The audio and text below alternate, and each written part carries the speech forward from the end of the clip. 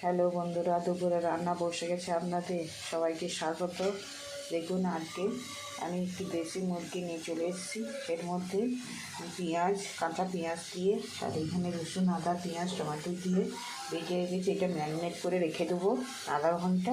তারপরে আমি আলুটা ভেজে ওর মধ্যে সব তুলবো, সব মশলা দিয়ে ম্যারিনেট করে আধা ঘন্টা রেখে দেবো।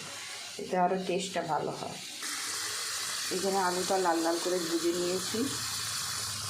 দেখুন বন্ধুরা, এই সব মশলা দিয়ে আধা ঘন্টা রেখে দিয়েছিলাম। আমি এবার তেলের মধ্যে দিয়ে দিয়েছি। এটাকে ভালো করে কষা করবো।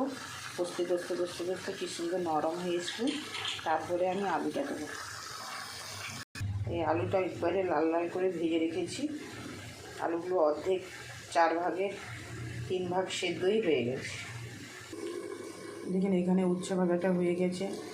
এরা শনিবার রবিবার ছাড়া উচ্ছে ভাজা খাওয়ার সময় থাকে না, যেহেতু এটা গরম গরম খেতে খুবই সুস্বাদু লাগে। আর আমার মেয়ে বলে লাল লাল করে ভাজো। লাল লাল করে ভেজে নিয়েছি।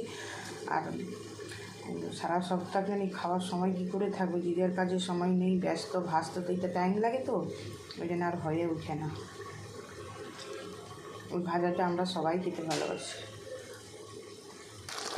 দেখুন, এটা আমার রান্না হয়ে গেছে। এর মধ্যে এবার ধনিয়া পাতা দিয়ে দেবো।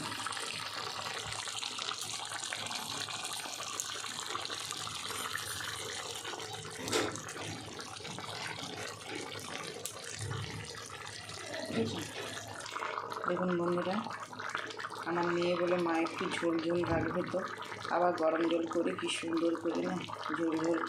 একজন বলে কষা খাবো, একজন বলে ঝোল খাবো। দেখেছি কী সুন্দর লাল লাল মাংস হয়ে গেছে আমার।